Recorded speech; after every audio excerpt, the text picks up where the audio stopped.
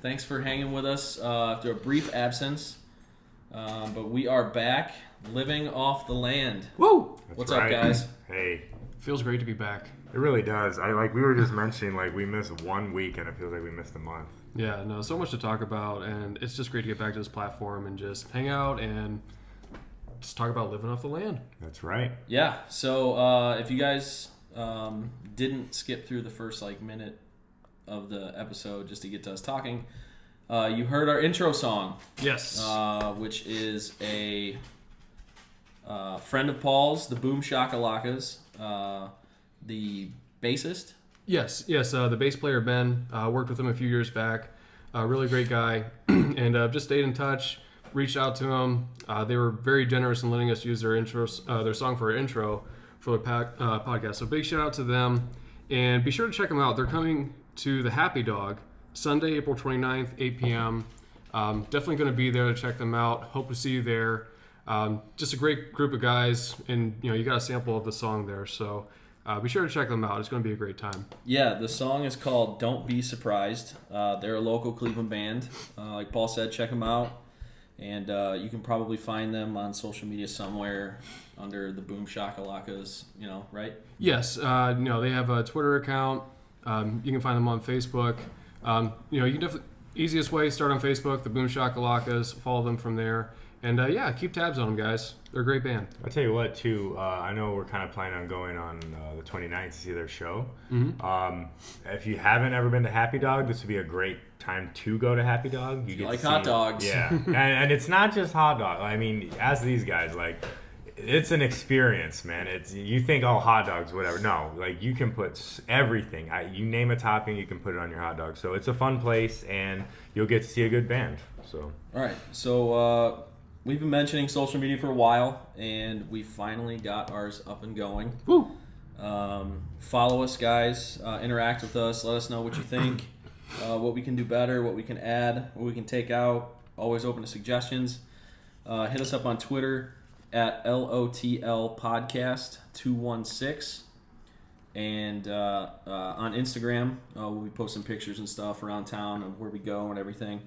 Follow us there at Living Off the Land Pod, so you can find us there. So obviously, if you guys know me at all, you guys know why we didn't get to record last week. I was pretty much out of pocket all week. My grandfather passed away on Easter Sunday, so it's been a really hard week for myself, my family. Everybody's been real supportive, and prayers, thoughts, and stuff like that. So I'm really appreciative, but happy to get back here. But just one thing I wanted to do: we poured out a little bit of Nono's Red, and we're gonna do a little toast here. So salute a Nono Giuseppe. Great man. Love you, Nono. And as I've been saying on my posts, ti voglio bene, Nono. Risposa in pace. It's just, I love you, Nono. Rest in peace. So yeah, just wanted to do that real quick. And now we can kind of get into what we're going to talk about tonight. So tonight what we're going to do really is, since we missed a week and we got a lot to catch up on, a lot to talk about, we're going to focus on the sports aspect of our podcast and our topics. So let's start off with the Indians. We actually have the Indians game on right now. We're following the Tribe up 6-1 against Detroit in the third inning. Bobby Perez is up, hoping to lengthen the lead. but it's looking pretty good. The bats are starting to wake up. We scored 5 last night. Yeah, 5 last night. Yep. So, and it was, I don't even think they hit a home run. It was just like good, consistent. Like Jordan was actually at the game, so we'll get his take on his first experience at Progressive Field this year. And we're actually going as a group tomorrow. Yes. To celebrate somebody's birthday, but whatever. We don't have to say. Just leave that there. 31. Anyway, let's get into it. Jordan, what do you think of the Indians so far? It kind of reminds me of. They kind of remind me of last year, where they kind of had a sluggish start. They had trouble hitting. There was glimpses of what they could be, with whether it was their pitching abilities or just their overall just depth that they have. But obviously they're on a tear right now. What is it? A 3-game streak now? I think so. Yeah, 3-game streak. Well, they're up 6-1 right now. Tonight, I think tonight would be 4. Tonight could possibly be 4, which it's it looks like it's probably going to happen. I mean, Bauer's pitching a good game right now. Last night was a great game, I think, for them because they won, but it was more than that because the previous victories they had were such small margins of victory. Last night was a pretty decisive blowout. I mean, the Tigers had essentially one good play where they got a home run off of Carrasco. But Carrasco pitched a full game, 6 strikeouts. I think he only allowed 3 hits, if I understood correctly from what I remember reading online. And the bats woke up. There was a lot of hits from pretty much most of the team had something to contribute offensively, and it was good. Atmosphere was a little weak, but that's expected. It was a kind of a chilly, snowing damp night. It was like a damp raining. night. Yeah, it was a weird, weird weather. So there wasn't too many people at the game, but it kind of was. I mean, it was fun. I was way down low. My girlfriend Teresa works for the park, and she was able to get us some tickets that night, and they were really low. And it was really nice to get down there and experience what's essentially a courtside seat for the MLB. It was fun. It was a good time. Looking forward to this weekend, though, because that's going to be against the Blue Jays. That's always a good time. Blue Jays fans are awesome. They always come out, and they're not, annoying. I feel like Blue Jays fans are, they're nice. They have a good time. It's just a fun atmosphere. It's going to be, 75, something like that tomorrow? So it looks like right now. Fingers are crossed, man. Yeah. I've been looking at it because, it's not raining tonight, but they said it was supposed to rain tonight, and then it's supposed to rain Saturday, and Friday was the eye of the storm, I guess, or whatever. But so should be okay. Keeping a vigilant eye on the weather for sure. But the Indians, it's looking good right now, and I think tomorrow is going to be a good test against what could potentially be a strong team in the Blue Jays. And it's a little early, obviously, you never know, but it's going to be. I think they're in a good spot. They're about what I expected them to be at right now. I'll be honest. I kind of expected them to have a start like this, and they're starting to look good right now. So. Yeah, I mean, the pitching's been incredible. Yeah. I think their starters have an ERA of under 1 or something like that over the last several games. But, the offense has really been sputtering. A little bit of that's to be expected.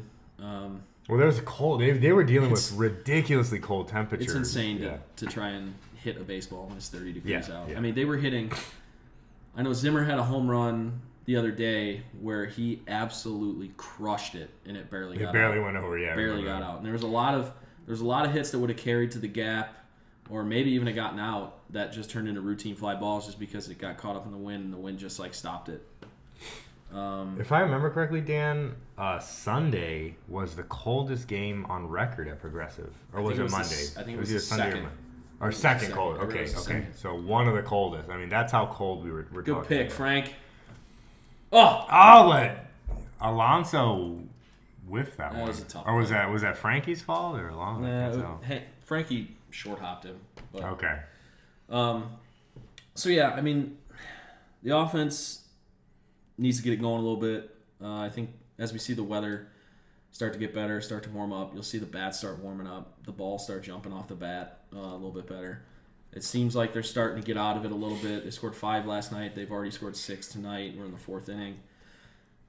So I'm not worried at all. The fact that they're hitting this bad and they're 7-5 in first in the division just bodes well for the rest of the year. So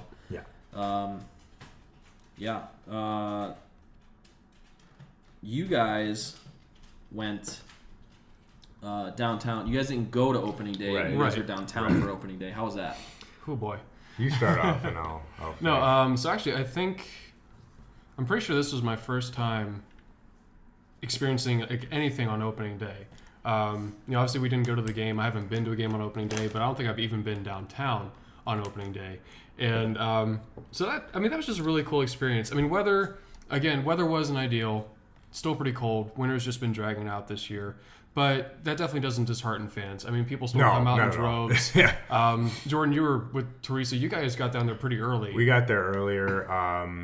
It was jam-packed. It was chaos. It's opening day. Some bars were just on, like Wilbert's. We were planning to go to Wilbert's. It was just a joke. And it wasn't even like, oh, busy. No, I mean, literally, like, there were, okay, so what was the other bar we went to? All right, so What was the place y'all met us at? Victory Alley. Victory Alley, which is a fun place.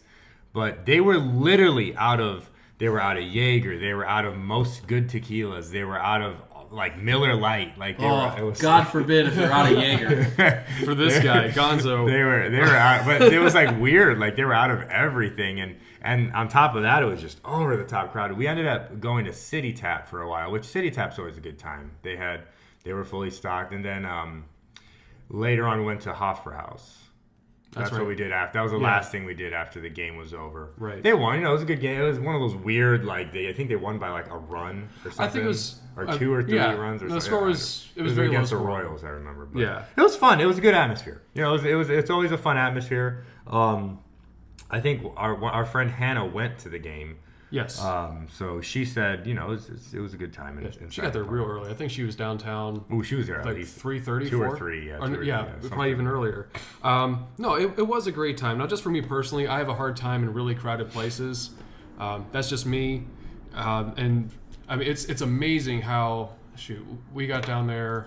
Myself, Jen, and Leah. We got down there probably close 6 to maybe. Between 6:30. Yeah. So I mean the game's underway. But there's still a good amount of time left. But I mean the number of bins of beer bottles you see pouring out of bars, and the number of people. If you have issues with like OCD issues or something, it was which honestly I do. So for me, it's a Yeah. little bit of a challenge. But at the same time, you can still find your way around. Yeah. You can still even just sample a little bit of that experience, and there's still other places you can go to.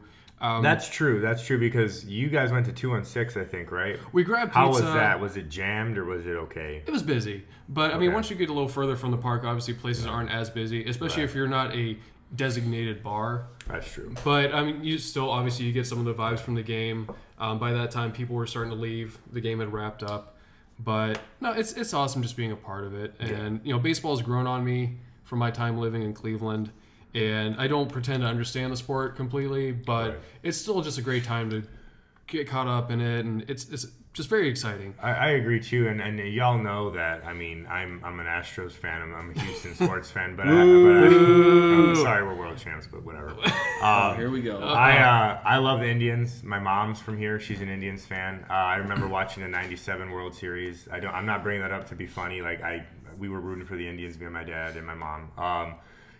I used to be into baseball as a kid, and then the Astros just turned into the worst thing you've ever seen ever, and so I kind of lost interest.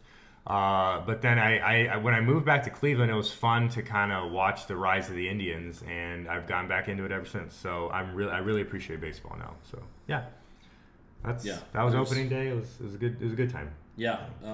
We were missing Dan, of course. Yeah, I didn't get to go. I don't remember what happened. That was I think you were just with your family that night, if I remember. Well, that was the was funeral. the day of the funeral. Oh yeah. Yeah. For whatever reason, I thought I don't know. It just feels like opening day was like. It's been a blur. The last 2 weeks have been a little. No, everything's everything's kind of run intense, together. yeah. I It's still don't know what day it is. Anyway, I've actually never been to opening day before. Never been to the game. I've been downtown a couple times. Yeah. But I mean, there's nothing like going to Progressive Field. I'm so excited. It's so much fun. I basketball is my favorite sport. Yeah. But Progressive Field and going to an Indians game is my favorite Going to an thing Indians to do. game when Yeah. it's nice out. Oh. It's nothing like it. and that for me too is huge because, like you said, you're outside. I mean, I love being outside, And that helps me get into it a lot more. And you're not outside watching an 0-16 football team. Oh, gosh. In the cold. As the weather progressively gets worse and worse and worse. Anyway, we'll talk about that later. But, yeah, I'm super excited for tomorrow. Yeah, no, it's going to be so much fun. Yeah. I cannot wait. It's going to be packed. It's going to be a ton of... The atmosphere is going to be great. It's going to be a good time. Well, then there's a large group of us going, too. Oh, We're yeah. going with... We I got think there's going to be, what? Anywhere from like 13 or 14, I think. At least 14 of us going together. Yeah. So, just fantastic. A great way just for us all to go early on in the season. Right. And just Because get I the remember we party. went to your birthday last year and it was pretty cold. Yeah. Like, it was Yeah. significantly I made a mistake cold. of wearing shorts. And I got the flu. Yeah. But anyway, we'll leave that there. Oh, man, that's funny. Yeah. So, what was I gonna say? Oh, is it Dollar Dog Night tomorrow? No. I no, hope no, not. Thank no, God. No, I know for a fact. You because- people out there might love Dollar Dog Night, but I hate Dollar Dog Night. Can we say? Yeah, we're going to say. Go ahead, I don't We're going to care. say. We went to No, Dollar Dog here's why I Night hate last it. year. Okay, Okay, we'll let him explain. Here's why I hate it. Because I can't say no to a dollar hot dog. But the last time I went there, I had only 2 of them, and let's just say they didn't make it past the 3rd inning. I just remember he was like, We'll keep it PG. oh man, it was so funny. He's like, we got a dog. I ate mine. I hate hot dogs, but I was like, I don't care. It's $2, whatever. I like And hot then- dogs. Yeah. That's not a hot dog. I okay, don't know but what dollar that dog. is. No, they boil them and they're gross. Well, Like, they're- they I don't had a boiled pan-sear hot them. dog. But before. who knows how long they're sitting in the water? Right, Yes. that And- too. And then that they too. put them on those rollers. Yeah, and Oh. they put them in those like squished little buns, and it's Yeah. just My first Dollar Dog Night, And they're gray. actually, it They might are, have, yeah. it might have even been my only one, and that no regret there was with Dan. And I remember Oh, that was we got bags of hot Yeah. dogs. I think we got at Oh, least 6 apiece. We got Well, you can only get six oh, 6 apiece. of They limit okay, you. so it was like, So well, we each got a bag of 6. gotta get 6. Well, we waited in line for 45 minutes. what? You Yes. know they come to the aisles. Not up where we were. No, we were okay, we were okay. pretty far up. So, So we were down low that one time. Yeah. yeah, no, we were. I remember we were pretty far up. So yeah, no Dollar Dog Night. No, it's there's grades of hot dogs, and you can talk all you want about how hot dogs are disgusting. I think hot dogs are fantastic, but there certainly are tiers, and Just like with anything. just like with anything, Ain't Steak Nothing. is delicious, but steak at Applebee's. Hey, ain't nothing like the bratwurst they have though. $7, it's way overpriced, but it's so good. Good. Jordan and his sausage. I love sausage. What can I say? hey, I'll give a man kudos for. Hey, look, I can keep down dollar dogs. These guys can't, so I just want to put that out Can you there. keep down a I sausage? bet you can. I guess I walked Anyway, into I that. digress. Okay. Yeah. So we'll talk more next week about our experience at the game. Is that Zimmer? The Zimmer, Wes Borland. Yeah, it's my boy. Wes Borland with a double. Zimmer, then Naquin goes as third.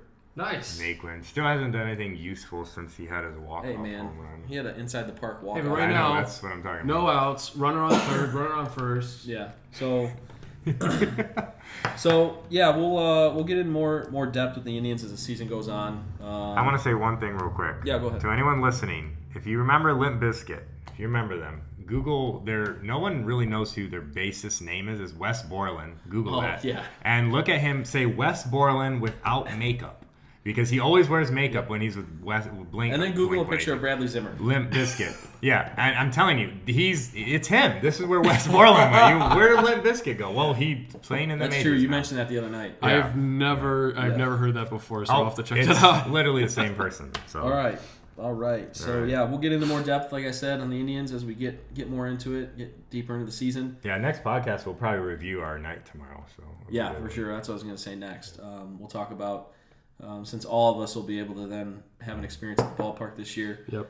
We'll try and find out what's new at the ballpark, anything they got Yeah. different going on, and give that to you guys. But next,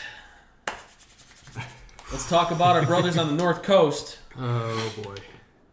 Here we go, brownies. Here we go. All right. Let's get into this. That was pathetic. Okay, so, let's talk about the Browns. 2 weeks from today, we will be probably sitting in this room watching the draft. Seriously, just start it. Just start the Ladies drill. and gentlemen, welcome to the 2018 NFL selection meeting. The Cleveland Browns are now on the clock. All right, so I think we've all been pretty.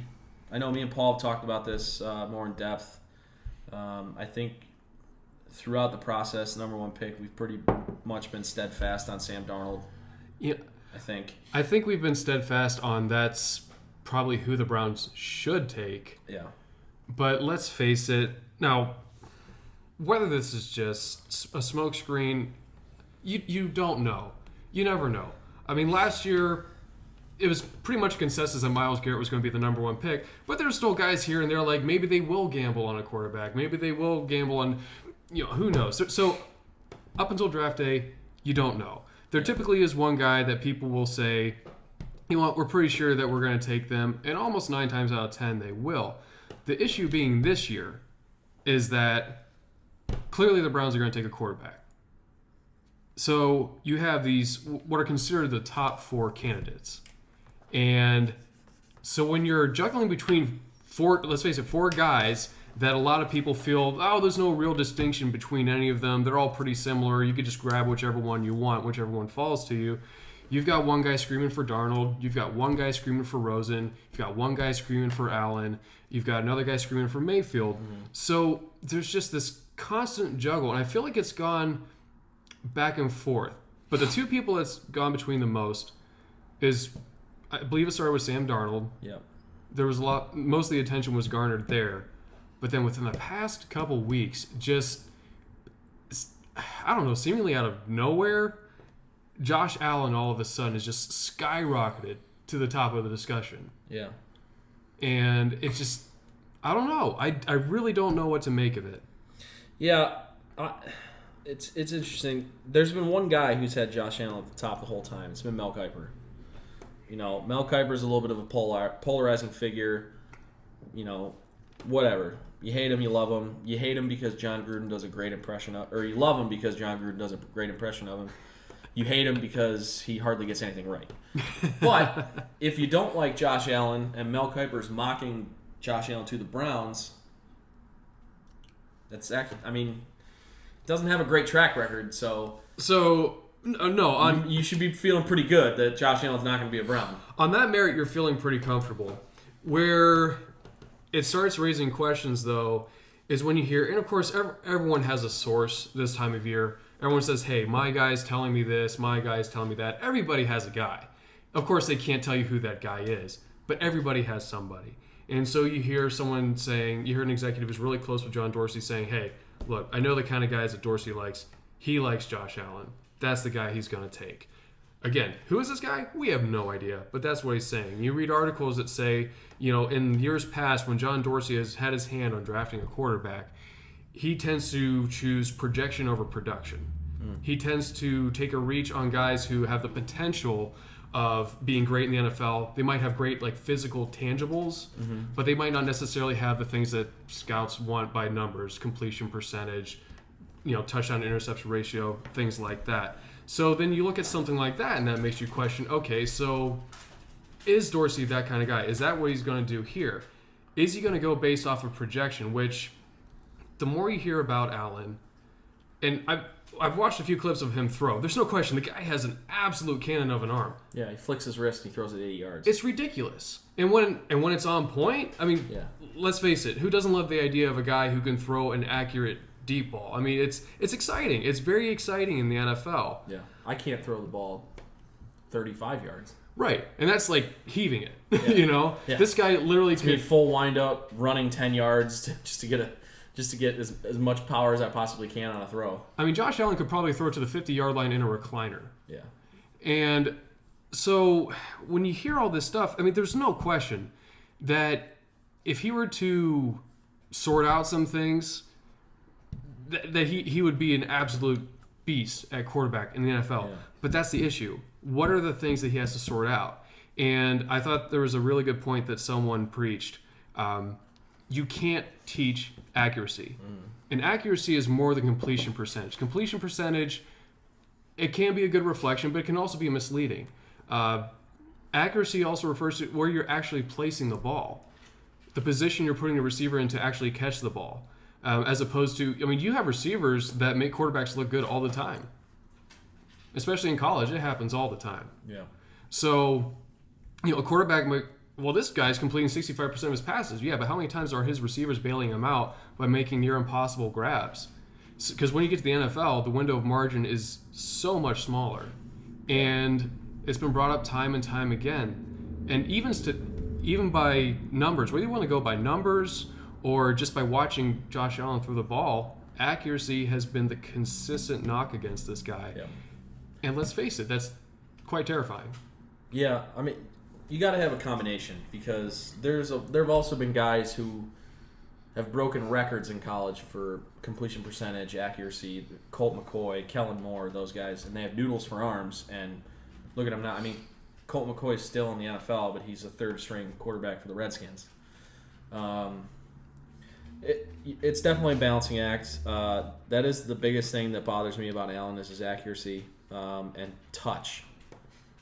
Just he hasn't been able to display the ability to throw like a simple screen, a simple out, something where you don't need to fire it 100 miles an hour to get it there because a guy's open in the flat and he throws it 100 miles an hour at the guy's feet. I mean, you got to at least give the guy a chance to catch the football.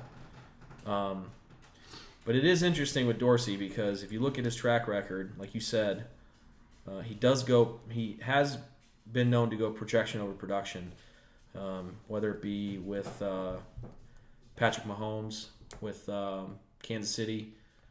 He was with the Packers when they got Brett Favre. He was with the Packers when they drafted Aaron Rodgers. All guys who are incredibly physically gifted from an arm strength standpoint. But they need to develop those other skills. Now, my thing is that's been his MO, is to take guys that have the more physical ability and, think that you can teach them how to play the position.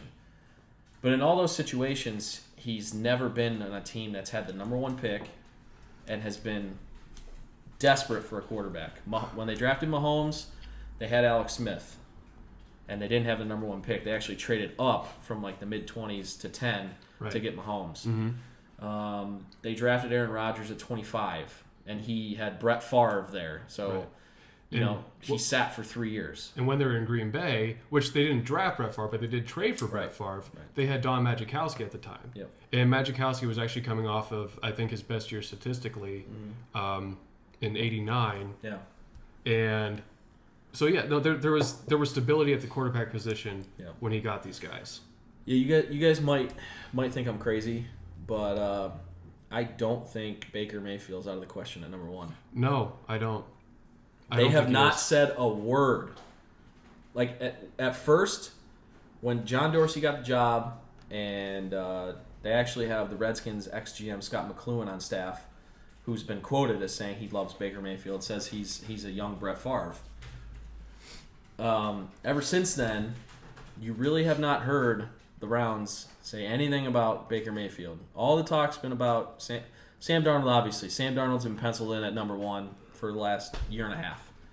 And then Josh Allen, just because he's got the huge arm, and that's kind of what John Dorsey has been known to look for.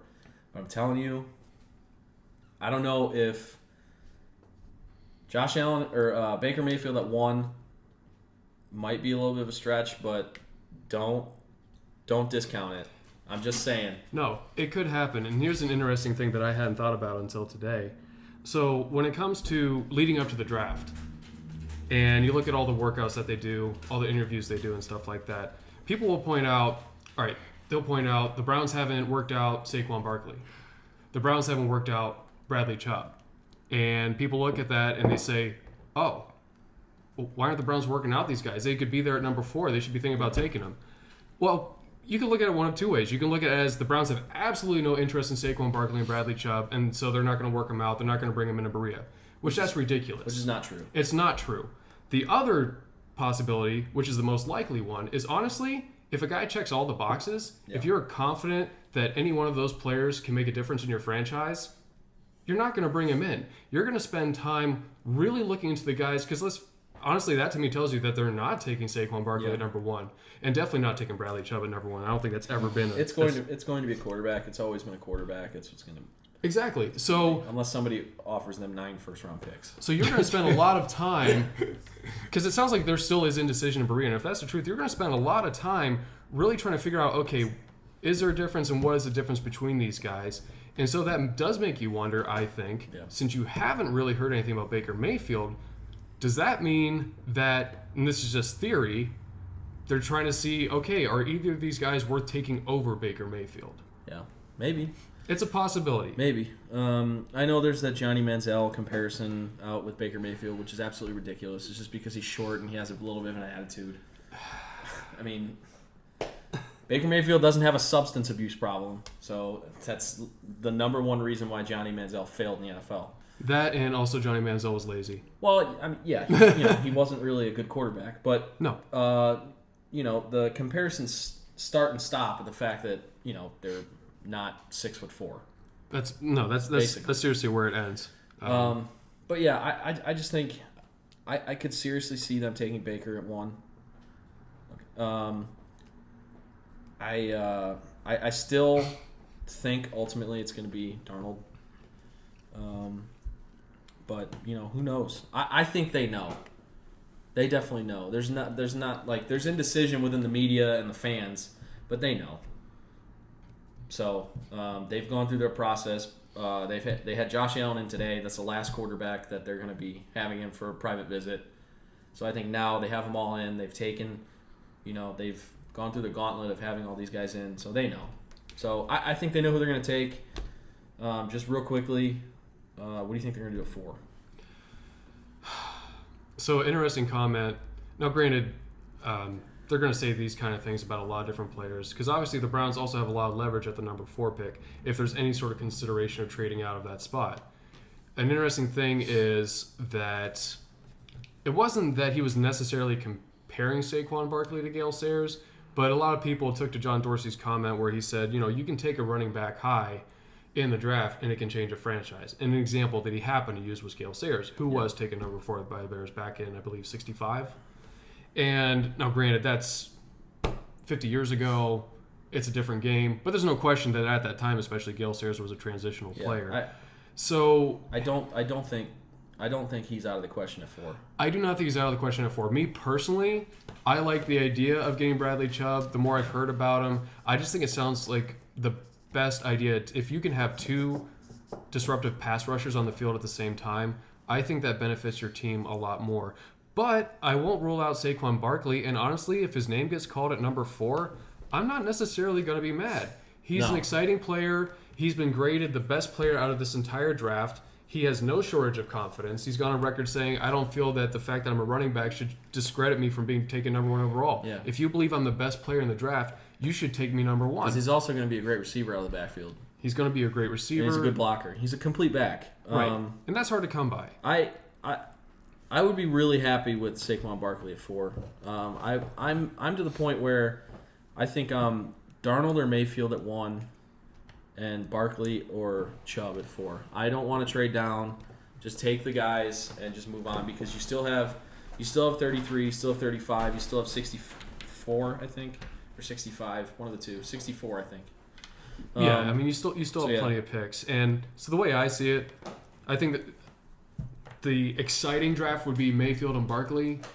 The safest draft would be Darnold and Chubb. Yeah. And I don't think you could necessarily be angry with either of those, honestly, as a fan. But regardless of what happens at the number 1 pick, let's face it, whoever they take, let's just say it ends up being Josh Allen, well, then we're all going to be praying that we're wrong. And that John Dorsey's right. Yeah. I mean, we have no choice. Whoever gets taken at number 1, whoever the quarterback is. Whoever they take at number 1, I hope I don't see them play this year. And that's just one quick thing to consider, too. Yeah. And which that they're thinking about. The Browns have tried time and time again to field a veteran, take a quarterback, not always in the first round. A lot of times it's been a mid-round quarterback like a Charlie Fry, a Colt McCoy, a Cody Kessler. Like, we're not playing this guy. This guy's going to be in the back. He's going to develop. Well, guess what happens? Your starter gets hurt, your backup gets hurt, and then the rookie's thrown into the fray. So that's definitely something that has to be considered when drafting this guy, because let's face it, the plan is for Tyrod Taylor to be the starter. which I think that's great. You knock that out day one, no discussion, he's the starter. All right, that's the plan. But what happens when people start grumbling?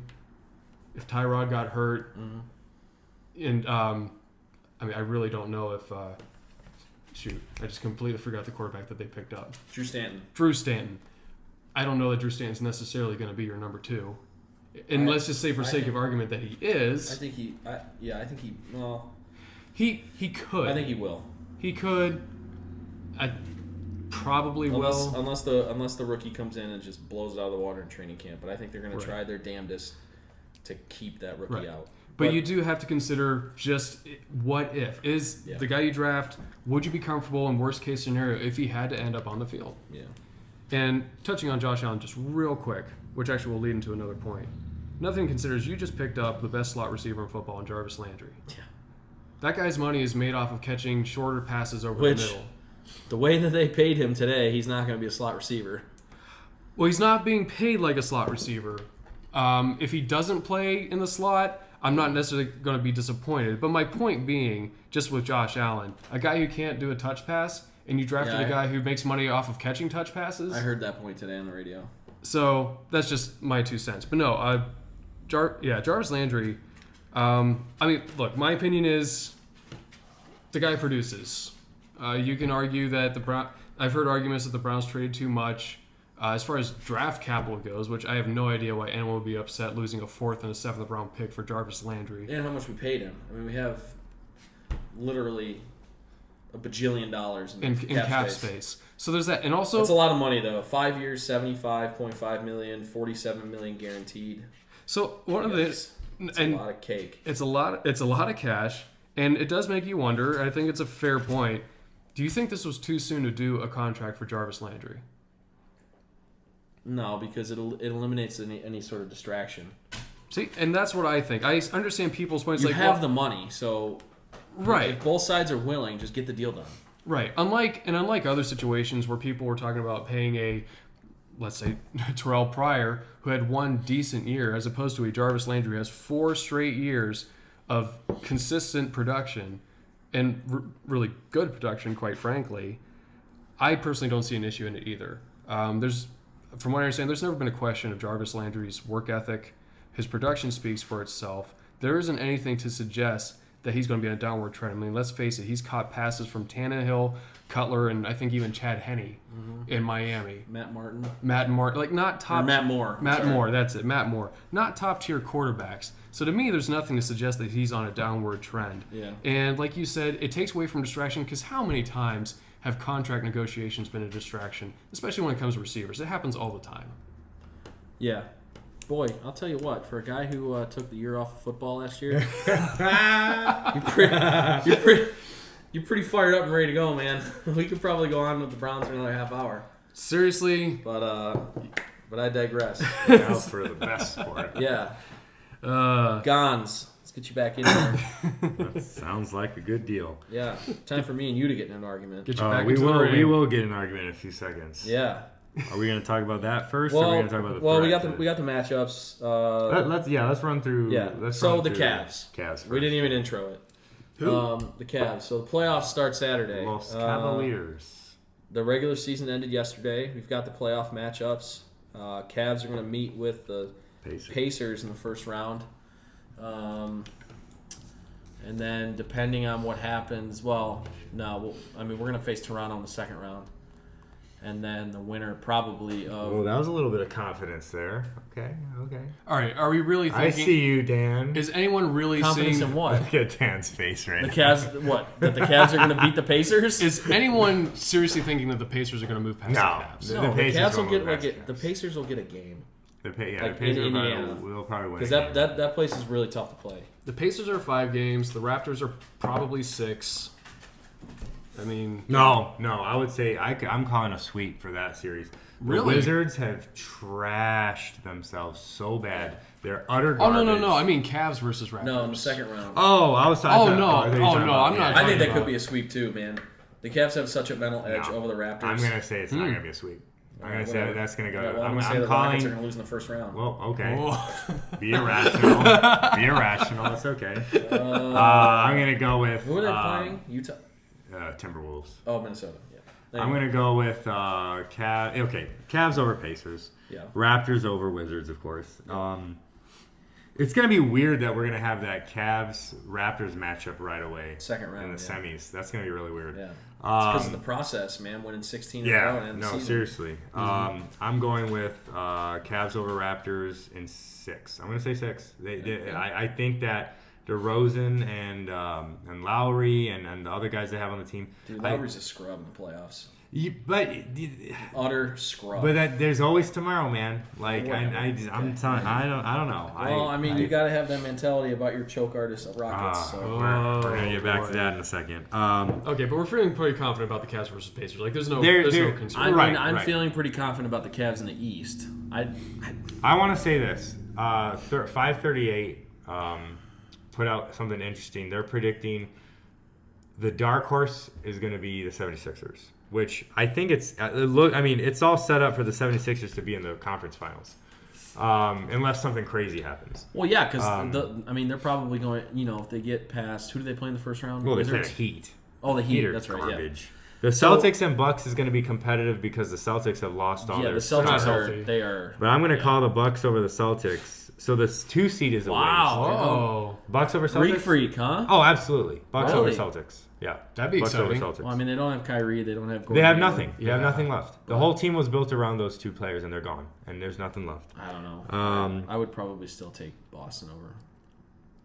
Okay. All right. But either way, hey, it's still. toss-up. It doesn't matter because I'm still calling 76ers to win that half of that division, or that conference. So I'm 76ers Cavs. How awesome was that going to be in the conference finals? Cavs in 5. No, that's going to be interesting because it felt like the Sixers had the Cavs number in the regular season, and I've heard it. It's an interesting thing because LeBron's approach to the regular season is obviously a lot different than anybody else. Mm-hmm. You look at any other team. They take the regular season extremely seriously. So for the 76ers, what was their win streak? 16. So for them, that's huge, obviously. And that's big for any team, really. Yeah. But especially for the 76ers, to gain that confidence, we're rolling into the postseason. We're ready to go. You know what it is? The 76ers have that swagger, that ridiculous... you know what they remind me of? This might be a silly comparison, but they remind me of the 94 or the 95 Magic. Where they just Shaq and Penny just came in with this insane. Shaq and Penny, it's Embiid and literally. They shouldn't have made the finals that year. That was ridiculous that they made the finals that year. Well, but they made the finals because Jordan was on a 2-year sabbatical for. True. But I still think there could have been another for gambling, allegedly. Well, yeah. I actually saw a video about the theories behind that, but that's he was playing baseball. The NBA knew they couldn't lose their star, so that's fair. But we digress. It's gambling. It's not like so. Everybody's talking about Philly. I don't see them as a threat. They've never. I don't see them as a legitimate threat yet. So I think they could. I don't think the Heat can beat them.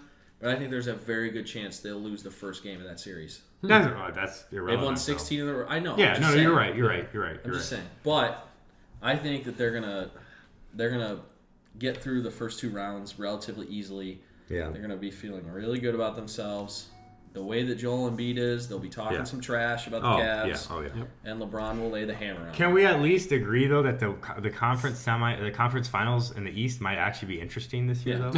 Whether or not the Cavs blow out the 76ers or it's a tight series, I think it's going to be a great series. It's intriguing. There's going to be drama, there's going to be trash talk, there's going to be Instagram posts. It's going to be a good time. I'm not going to take anybody seriously in the East until somebody makes me take them seriously in the East. Okay, that's fair. Or LeBron retires. Until the Cavs are down in a series in the East, I'm not going to take anybody seriously. That's fair. No, I don't think there's anything wrong with that. But yeah, I just because we all know LeBron's going to play out of his mind in the playoffs, and he's been doing it the last few, month. He kicks it up a notch. Yeah.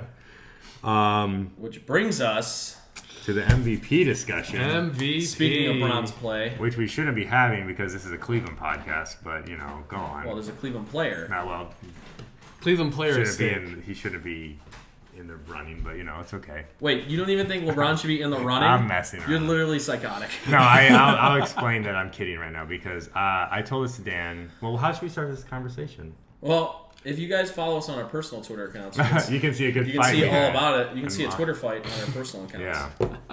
But I just sit back and listen. So, I don't know. You tell us why you think Harden. Let me start this. I fully expect James Harden to win the MVP. Okay. Like So I don't think he should. So you agree with the basis of my theory? You agree with the basis? I don't of my agree theory? with it. That's why it's going to happen. Well, but I haven't still think your explained theory it. is wrong. I haven't explained it, but it's going to happen. But so I'm you talking agree. about the validity of it. All right, let's talk about this. Okay. James Harden is this year's MVP. Is he the best player in the league? No. LeBron's the best player in the league. Is he the second best player in the league? Third best player? Yes. He's second or third. I'll let there be room for debate for second or third. Jimmy's over here squeaking up the floors. You walking slowly is actually making it worse. Anyways, James Harden's put up historic offensive numbers. We're gonna have an argument about that too because I don't. I don't think there's an argument, but okay. He's leading the league in points created, 51, and he's leading the league in points scored, 30.4. He's third in assists, but if you want, I bring that up because his assists are getting him to the point where he's making the most points in the league, which is 51, which is pretty impressive. Overall, he also other things of note are he leads in ISO points, step back threes. See, this is where you lose me. No. This is 100% where you lose me. Dan, But there's two. I mentioned two major categories that he's leading in. You cannot say a guy's an MVP because he has the most step back threes.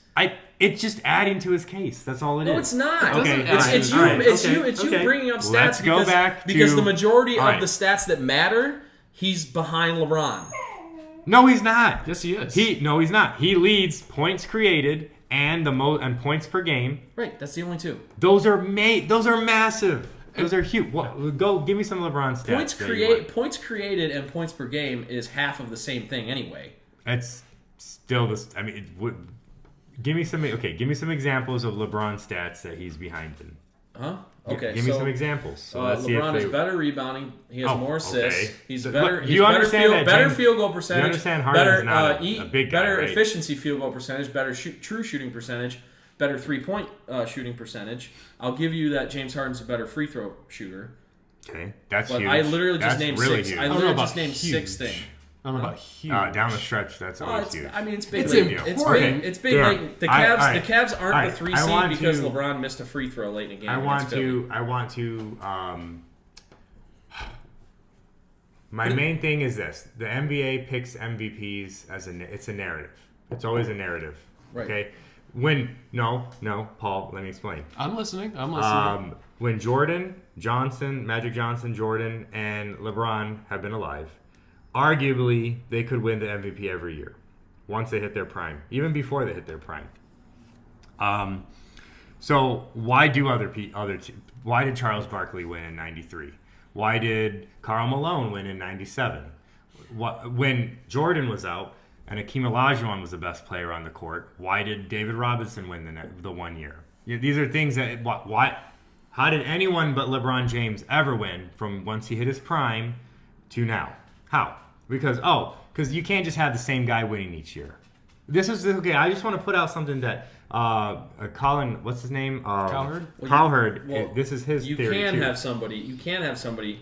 If the guy should win, he should win. But he doesn't though, does he, Dan? I understand, but that doesn't mean it's LeBron right. had one of the most unbelievable seasons last year and the year before. Who won last year? Russell Westbrook, because he averaged a triple-double. That was the narrative. That was, it hasn't been done since some guy in the 70s or something. And that was the But narrative. that's like something that's legit. Is it, though? It didn't help them in the playoffs. It didn't do anything for them. The MVP is a regular season award. The playoffs don't matter. Well, okay, that's fine. But I still think you can look back and say it really meant nothing in the end. They didn't even, it didn't mean anything for them. They got a terrible seeding. Talking about the Thunder, Thunder got a bad seeding. Okay, because without him, they would have won 10 games. Oh, Right. okay. So here's But what. that doesn't mean he's the best player in the court. So Are we here's talking about the most valuable player or the best? See, this is the other thing I never understand because it should technically be the most valuable player, and that's always going to be LeBron each year. You take LeBron away from the Cavs, and they're just the most garbage team you've ever seen in your life. They used to have just Kyrie, and they were a trash team. One more thing I want to say: Steph Curry wins the year before in 16, right? Yeah, 16. Yeah. Why did he win over LeBron? Oh, because he was having this historic shooting percentage season where he's just, the greatest shooter we've ever seen, which is true. I'm not taking that away from him. And it was impressive, but he wasn't the best overall player. You take away Steph Curry and the Warriors still can win a ridiculous amount of games. That's my thing. I'm not saying that James Harden is better than LeBron. I'm not saying even necessarily that James Harden is having a better season than LeBron. What I am saying is James Harden is doing some unique things offensively. Paul, I'm admitting this. I'm saying it's a narrative. James Harden's winning this year because he's been jibbed the last 2 years in a row. No, so I'm curious. That's what I want to know. What is Harden's narrative? I told you his narrative. No, his narrative is he's leading the league in points created and points scored, and he's doing some other weird offensive stats. Here's the thing. That's your narrative. Here's the thing. No, and also he got jibbed 2 years in a row. That's his narrative. Okay, well that's a ridiculous narrative. Well, he's gonna win the MVP. He's going to win the MVP. The guys that you just mentioned that won it the last 2 years, Steph Curry and Russell Westbrook. Russell Westbrook's done something that hasn't been done in 50 years. And guess what? He did it again this year. Right. Okay. How come he's not winning the MVP? Because he's also not averaging 30 points like he did last year. He's still averaging a triple. What is he averaging? 28 points this year as opposed to 30? 24, 25 points. Okay, still good. Anyway, okay, so, and Steph Curry 2 years ago had legit the greatest shooting season of anybody in the history of the basketball. Agreed. But he wasn't the best player on the court. Okay, but what I'm saying is those two guys did something that either has not been done in 50 years or is the greatest season in a single I've already explained aspect. to you that LeBron's... What is James Harden doing that's all-time great this year? Okay, James, that one stat... Not step-back threes. No, not step-back three. I'm not talking about step-back threes. Creating 51 point. Okay, I had it in the tweet. It was I got to pull this up because it's important. He did something that only Jordan has done ever before, and it had something to do with here. I should have had this pulled up already, but it's offensive. I told you it's offensive. It's the 51 points created, 30 points scored a game. That's something that hasn't been done since Jordan. Those are literally only Jordan was the last player to do that. It doesn't matter if LeBron has better shooting percentage or not. That's something that hasn't been done since Michael Jordan. You know, points created is a stat you're just bringing up to try to legitimize. Like if you want to go by points created, I guarantee you Russell Westbrook had more last year. I don't know. I could check. Do you want me to check while we're on this? Well, he averaged a triple-double, averaging 30 Jimmy, points a game. get on this. So anyway, Jimmy's looking it up. What I'm saying is that he's not doing something that's never been done before to legitimize that as his narrative I don't to be think over that, LeBron. Okay, when Kevin Durant won in, 2012, did he do something that had never been done before? No, he just put up a good season. No, but I actually think he was the best player in the league that year. Over LeBron, even though LeBron won the finals that year and had a... The finals has nothing to do with the MVP. But he still had a good season. LeBron a still good had season, a great but Kevin season that Durant year. was better that year. But he didn't do anything that hadn't been done before. Yes? If he's better... You literally just said that you have to do something that hadn't been done It's not before. that you have If you're to. not better, you're admitting that LeBron is better than James Harden. But James Harden is doing one thing better than LeBron this year. Yeah, that's why he's going to win it. Okay, well... That's how the MVP works. It's always been that way. It's always been that way. Yeah, like I said, I admit that James Harden's going to win because of the flawed, ridiculous reasonings. Just because he didn't win it the last year. And actually, last year, he shouldn't have won it. Russell Westbrook should have won it.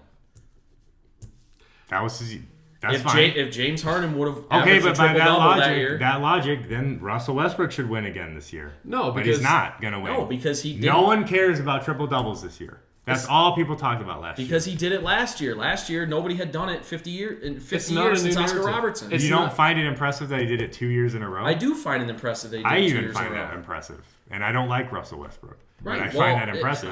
But he's not going to win the MVP. It's impressive, but he also costs his team a lot. So yes, because that's my point. of your and it's not just you. It is a bunch of the writers and the pundits and everything who are saying, "Oh, because James Harden didn't win it last year, he's got to win it this year." That's a ridiculous argument. I don't even disagree with you, but I still think the scoring, the average points he's scoring alone, just pure points, he's leading the league. That alone can put you in the category to be an MVP.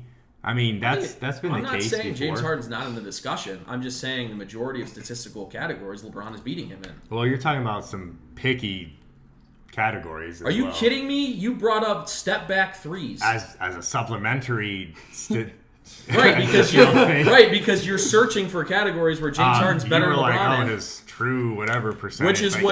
Which is what you originally brought up in our Twitter argument. Yeah, it's so you're the one that brought that up. He was like 2.5% off, or it's so minute. It's ridiculous. 2.5%. Okay, he's 0.5% well, James Harden is 2.5 points more per game than LeBron. Is that minute?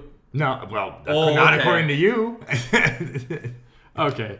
All Tell you so what. What was the argument was between how many points? How many points did Russell Westbrook create? So points he scored and points he assisted on. All right, so points scored last year for Russell Westbrook was 2,550. No, like the average. Okay, the average? Yeah. No, just take those numbers, add them together, and divide them. 31.6. 31.6. Yeah, he averaged 31. He averaged more points per game last year than James Harden is this year. And okay, I guarantee you he's this averaging way James more Harden assists. is leading. There's no one higher than James Harden this year. So Okay. it's irrelevant what he did last year. Yeah, this year Russell Westbrook's only 25.4. Right. Everything about last year is irrelevant. Just like your argument saying that James Harden should win last year because he didn't win last year. I never Or win this necessarily year, said right? he should have won year. last year. I'm just saying that's what the pundits and that's what people are looking What I'm at. saying is I'm not even necessarily disagreeing with you because I think James Harden is going to win the MVP. I think the narrative and all that stuff of why he's going to win the MVP is ridiculous. All right, but then it goes back to, I mean... It just goes back to the crux of the argument of what is an MVP. Okay, if the MVP is really the most valuable player, then it's going to be LeBron, it's going to be Harden, it's going to be... Who else? Who else could we go down? I don't know. It's probably just LeBron and Harden. It does come back to LeBron and Harden. This year, yeah, probably those two. Because you take those guys off the team and the teams are garbage. Steph's missed a ton of time this year. And the Warriors are fine. And the Warriors are fine because they're stacked. They're ridiculously stacked. We could go into that, but this is a Cleveland podcast. We don't need to go. I don't even... depending on the matchups, and when Steph Curry comes back, I don't even know if Houston's going to have to play them in the I agree. finals. Well, they're not going to have to play either San Antonio or Golden State because they're going to be eliminated right away. When worst comes to worst, can we just agree that LeBron has it where it really matters, and that's in rings? Well, no, I'm not denying that LeBron's the greatest player of our generation. I'll never do that. I'm a huge LeBron fan, by the way. I have his rookie year jersey. I'm a big fan. I'm not anti-LeBron. LeBron is the better player. I don't disagree with that. Yeah, I just love this. Big fan. I just love James this. James Harden's a great player. I don't think he deserves MVP this year. Whatever. Well, so and let's face it, LeBron's been the bright point of Cleveland sports for a long time. So we're going to defend him. They also play different positions, which is somewhat worth bringing up. It's just when it comes to this. Because James Harden's not expected to get more rebounds than he does. No. For instance. No. That's ridiculous to expect him to get more rebounds. He's going to be Russell Westbrook and go try to grab every rebound. It's just an interesting thing because for Cleveland sports, not since the days of Jim You're Brown. Really blaming Russell Westbrook to try and get every rebound? Yeah, I am. Because sometimes he hurts the team to do that. Look, all I'm going to say is... You can watch. I'll show you. He did box out his own teammate yesterday. Yeah. But did he get the rebound? He got the rebound. Yeah, Okay, do you know well, then why? it doesn't matter. Do you know why he got 20 rebounds yesterday? Because he wanted to push his average to average his triple-double again. That's the only reason why he did that yesterday. Which, more power to him. So you wouldn't do that? No, I would. You're I don't think I would. No. You're absolutely ridiculous. I really don't think I would. If you had a chance to average a triple-double for the second straight season, and all right, you'd get the rebound. If me doing that would not get affect the my rebound. team negatively in the seeding in the West, then sure, it didn't perhaps. affect his team negatively in the season. Okay, we're dropping Westbrook. Then I guess it wasn't a big deal. We're dropping Westbrook. Jimmy, Yes, sir. LeBron or Harden? No, he's gonna say LeBron because he's from Cleveland. No, look.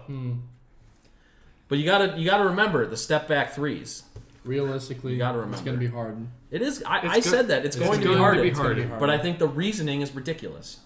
Well, the same argument comes up every year. It's who between the most valuable and the best player. Yeah. And obviously LeBron's the most valuable. But I also every think year. he's the best. So. Oh well, yeah, it goes. Look, see. Like, I understand what Jordan's trying to say about the narrative and all that, and that's what the writers like. The writers don't want to write that LeBron's going to win the MVP every year. Like, they want some. Yeah. That doesn't mean that he should be the MVP. No. Look, yes, with Cleveland, it's being a homebody, but let's face it, not since Jim Brown has Cleveland been able to argue we have the greatest sports figure in the world. No, look. So when LeBron played for the Miami Heat, I said he was the best player in the league and he should have won the MVP. He's still the best. I'm just making the point that, let's face it, Cleveland sports has dealt with a drought for a very long time. Yeah.